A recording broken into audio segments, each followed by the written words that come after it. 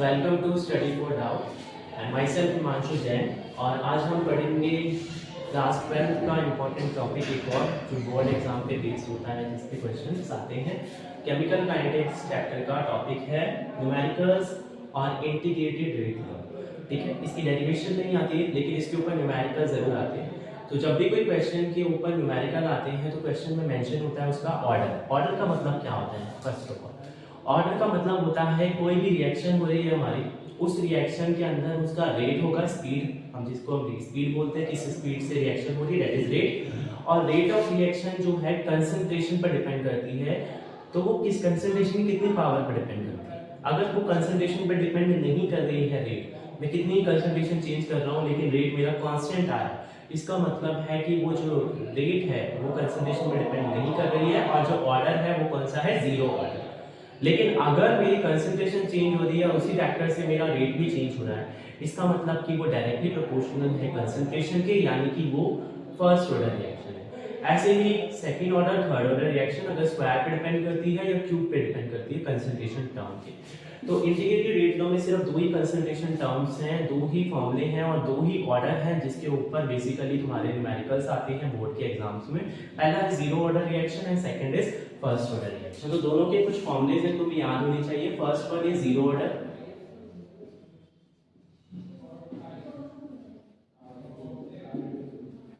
Zero order reaction के अंदर पहला न्यूमेरिकल जो आता है वो हमारा रेट कांस्टेंट की इक्वेशन पे, that is R not minus R upon T. And second is half life. Half life का फॉर्मूला होता है R not upon 2k। Same way में फर्स्ट ऑर्डर का भी हमारे पास दो इक्वेशन आते हैं। फर्स्ट ऑर्डर रिएक्शन पहला है रेट कांस्टेंट का 2.303 divided by t log r naught by r, and second one is half life, that is 0.693 upon k। तो दो ही इक्वेशन, दो ही बेस्ड इक्वेशन है, जीरो ऑर्डर पे और एक फर्स्ट ऑर्डर पे। दोनों की एक रेट कांस्टेंट की इक्वेशंस है और एक है हाफ लाइफ। हाफ लाइफ क्या होती है? हाफ लाइफ होता है वो टाइम जिस टाइम पे हमारी रिएक्टेंट की कंसंट्रेशन आधी हो जाती है, हाफ हो जाती है। तो अगर मैंने 2 मोलर का कंसंट्रेशन इस्तेमाल किया, एक पर्टिकुलर रिएक्टेंट का एक रिएक्शन में पार्टिसिपेट कर रहा है, 2 मोलर उसकी कंसंट्रेशन है, तो कितने टाइम में वो हाफ होगी यानी 1 हो जाएगी, उस टाइम को बोलते हैं उसकी हाफ लाइफ। तो तुम देख सकते हो कि जीरो ऑर्डर के अंदर हाफ लाइफ डायरेक्टली प्रोपोर्शनल है आर नॉट। आर नॉट मतलब इनिशियल कंसंट्रेशन की, और लेकिन इसमें जो है फर्स्ट ऑर्डर में हाफ लाइफ कंसंट्रेशन टर्म पे डिपेंड ही नहीं करती है।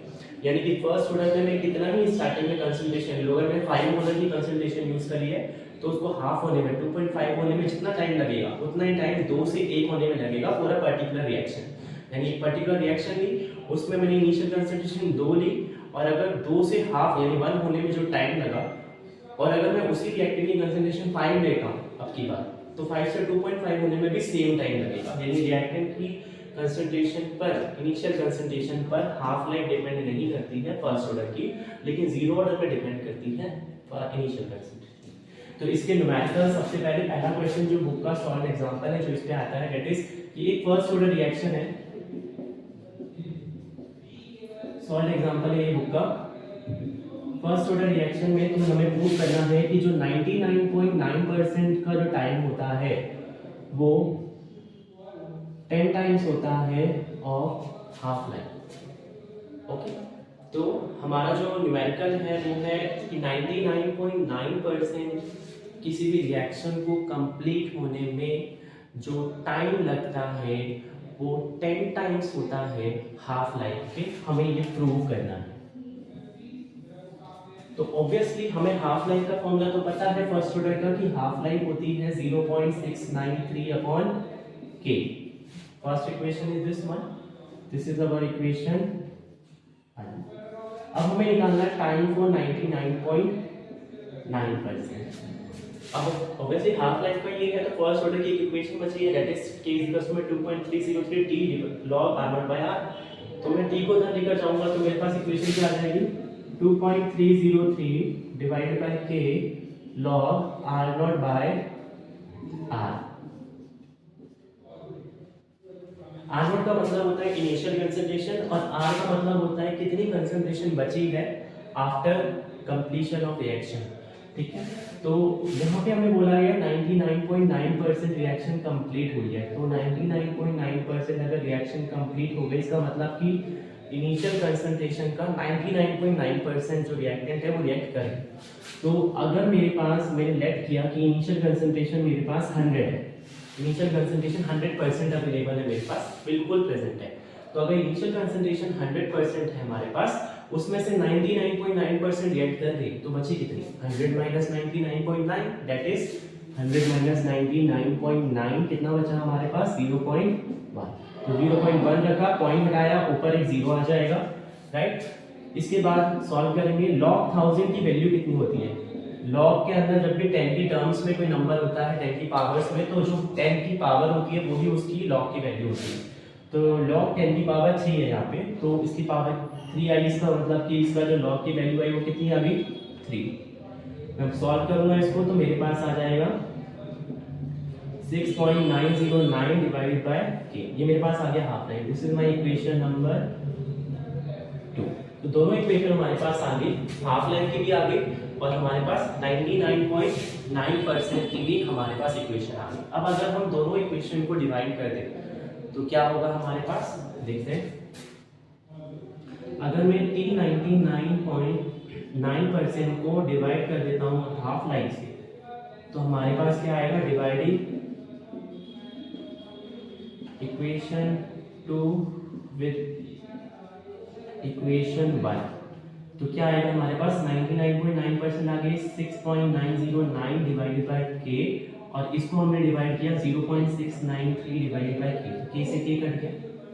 और जब हम इन दोनों को देखेंगे तो ये दोनों अप्रॉक्सीमेटली सेम है, बस डेसिमल का फर्क है कि अगर मैं इसको लिख लेता हूँ 6.909 डिवाइडेड बाय 6.93, तो मैंने क्या किया है, एक मैंने डेसिमल को मैं आगे लेकर देखा, तो यानी मुझे 10 में पावर में 10 लेनी पड़ेगी, तो मेरे पास ये कट जाएगा, अप्रॉक्सीमेटली सेम है। तो हमारे पास जो आ गया वो आ गया T 99.9% इज इक्वल्स टू में 10 times of half line equation. ठीक है, तो इसी तरीके से हम किसी भी इक्वेशन को सॉल्व कर सकते हैं अगर परसेंटेज हमें मेंशन है। तो यहाँ पर हमने प्रूव कर दिया कि 99.9% जो होता है वो हाफ लाइफ के 10 टाइम्स होता है। बस याद रखना है कि इनिशियल कंसंट्रेशन 100 लेंगे और फाइनल जो बचेगी वो हमें लेंगे।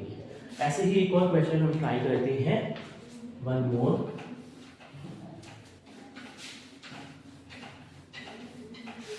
फॉर एग्जाम्पल, अब की बार हमें प्रूव करना है, क्वेश्चन है कि अब की बार T 99% बोला गया 99% रिएक्शन को कंप्लीट होने में जो टाइम लगता है वो ट्वाइस होता है ऑफ 90% रिएक्शन। अगेन क्वेश्चन है फर्स्ट ऑर्डर रिएक्शन पे, फर्स्ट ऑर्डर रिएक्शन ही अगेन, और अब की बार भी प्रूव करना है। तो 99.9% के लिए अगर हम टाइम निकालेंगे तो क्या आएगा? 2.303 divided bye k log, again 3 उधर लेकर गया हूँ, k नीचे, log r0। r0 कितना लेना होता है हमें? 100, और 99% अगर रिएक्ट कर गए तो बचा कितना? ओनली 1। तो सॉल्व में कितना आया? 2.303 डिवाइडेड बाय k log 100, और log 100 की वैल्यू कितनी होती है? 2। तो that is 2.303 divided bye k into में 2। ये हमारे पास आ गया 99% का टाइम। ठीक है, this is our equation number 1। Same way में अगर मैं 90% का टाइम निकालता हूँ तो कितना आएगा? 2.303 divided bye k log r0। Initially again initial concentration कितनी लेंगे? 100, और अगर 90% रिएक्ट कर जाएगा तो बचेगा कितना? 10, 0 से 0, और log 10 की वैल्यू कितनी होती है हमारी? log 10 is 1। तो हमारे पास आ गया k into 1, और आइए this is our equation number 2।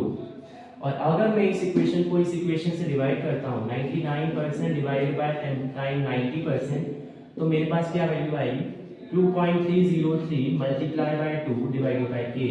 इसको फर्दर डिवाइड करेंगे 2.303 डिवाइडेड बाय k, इस पूरे से पूरा कट गया, हमारे पास बचा 2। यानी हमारा प्रूफ हो गया कि 99% को जो टाइम चाहिए होता है दैट इज 90% का ट्वाइस, जो हमें प्रूव करना है।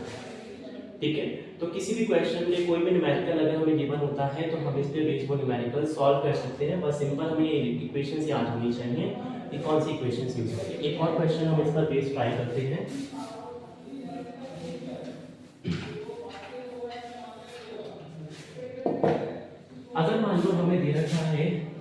कि हमें जो है किसी रिएक्शन को 80% कंप्लीट होने में, 80% कंप्लीशन में जो टाइम लगता है वो लगता है हमारा 10 मिनट। ओके, तो हमें बताना है कि उसकी हाफ लाइफ क्या होगी अगर वो फर्स्ट ऑर्डर रिएक्शन है, यानी अगेन हमारी फर्स्ट ऑर्डर रिएक्शन है और हमें बताना है कि उसकी हाफ लाइफ क्या होगी। तो फर्स्ट ऑर्डर रिएक्शन 80% कंप्लीशन, हमें पता है हाफ लाइफ का फॉर्मूला क्या होता है 0.693 अपॉन के। तो अगर मुझे हाफ लाइफ निकालनी है तो मुझे क्या चाहिए होगा के, और के का फॉर्मूला क्या होता है 2.303 divided by T log r not by r। तो हम जो है पहले फर्स्ट इक्वेशन लगाएंगे के निकालने के लिए, जिससे हम r not by r, again हमें बोला गया है कि 80% कंप्लीट हुआ है और टाइम है 10 मिनट्स। यूनिट को कन्वर्ट करना चाहो या नहीं इट्स ऑन यू, बट के की यूनिट जो आएगी वो फिर उसी यूनिट में आएगी, यानी मिनट में यूज किया है तो मिनट में ही आएगी आंसर हमारा। लॉग r नॉट हम कितना लेते हैं हमेशा 100 लेंगे। r 80% कंप्लीशन हो गया, अगर 80% कंप्लीट हुआ है 100 में से तो बचा कितना 20%, तो 0 से 0 घटा एंड 2 5 लॉग 5, तो k हमारे पास आ गया 2.303 divided bye 10 into log 5। Log 5 की वैल्यू हम डालकर k निकाल लेंगे एंड देन उसको हम हाफ लाइफ की इक्वेशन में सब्स्टिट्यूट कर देंगे 0.693 अपॉन k करके। तो यहाँ से k जो निकला उसको यहाँ सब्स्टिट्यूट करेंगे तो हमारे पास क्या आ जाएगा हाफ लाइफ की वैल्यू आ जाएगी। तो इस तरीके से हम हाफ लाइफ कैलकुलेट कर सकते हैं। तो फर्स्ट ऑर्डर के क्वेश्चन परसेंटेज पे बेस्ड जनरली आते हैं, जिसमें परसेंटेजेस गिवन होती हैं। बस याद रखना है कि अगर कंप्लीशन लिखा हुआ है या डिकम्पोजिशन लिखा हुआ है तो वहाँ पे जो नीचे की वैल्यू आती है वो माइनस करके आती है, लेकिन अगर क्वेश्चन में साफ साफ लिखा हुआ है कि 80% ऑप्टेन या 80% लेफ्ट, इतना बचा, तो हमें वही वैल्यू, उतनी परसेंटेज की जो वैल्यू है उसी को हमें आर में सब्स्टिट्यूट करना है, हमें सब्ट्रैक्शन नहीं करना, क्योंकि वहाँ पर हमें ऑलरेडी वैल्यू गिवन है कि कितना बचा है। ओके, तो this is our first order reaction. ऐसे ही एक क्वेश्चन देखते हैं जीरो ऑर्डर का।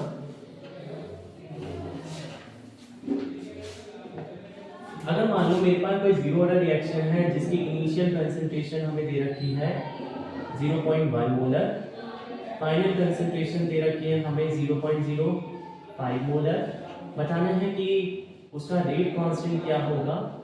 ठीक है, एट जब हमारा जो इसकी कंसंट्रेशन जो है ये टाइम है वो है 10 मिनट। तो सिंपल हम जीरो ऑर्डर का इक्वेशन लगाएंगे क्योंकि क्वेश्चन में मेंशन है, मान लो जीरो ऑर्डर है।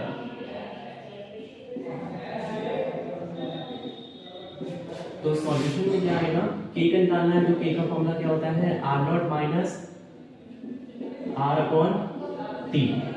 r नॉट कितना है 0.1, r कितना है 0.05 और टाइम कितना दे रखते हैं 10, तो 0.05 बाय 10 दैट इज 0.005। तो हमारे पास k की वैल्यू आ गई 0.05। तो हम किसी भी टर्म की जो है यूनिट, और इसकी यूनिट पता होनी चाहिए कि रेट कांस्टेंट की जो जीरो ऑर्डर रिएक्शन होती है उसकी वैल्यू क्या होती है मोल पर लीटर पर सेकेंड। यहाँ पर क्योंकि मिनट है, जो मैंने भी बताया यहाँ पर मिनट गिवन है तो हम मिनट में लेंगे, हमने कन्वर्ट नहीं किया है तो इसलिए हम मिनट इनवर्स लेंगे। सेम वे में जब हमने फर्स्ट ऑर्डर यूज किया था तो वहाँ पे मिनट में हमें टाइम गिवन था, तो हमें जो वैल्यू याद करनी, वैल्यू जो सब्स्टिट्यूट करनी है, अगर वो हमने मिनट में की है तो हमारी जो की रेट कांस्टेंट की जो वैल्यू आएगी वो यूनिट जो आएगी वो भी हमारी किस में आएगी, मिनट में ही आएगी। तो इस तरीके से बस ये फॉर्मूलेस हमें तुम्हें याद रखने हैं और उस फॉर्मूले के बेसिस पर जो हम कोई भी न्यूमेरिकल इंटीग्रेटेड रेट लॉ पे बेस्ड सॉल्व कर सकते हैं। ठीक है, सो आज के इस वीडियो लेक्चर में इतना ही, आगे हम नेक्स्ट वीडियो में। Thank you.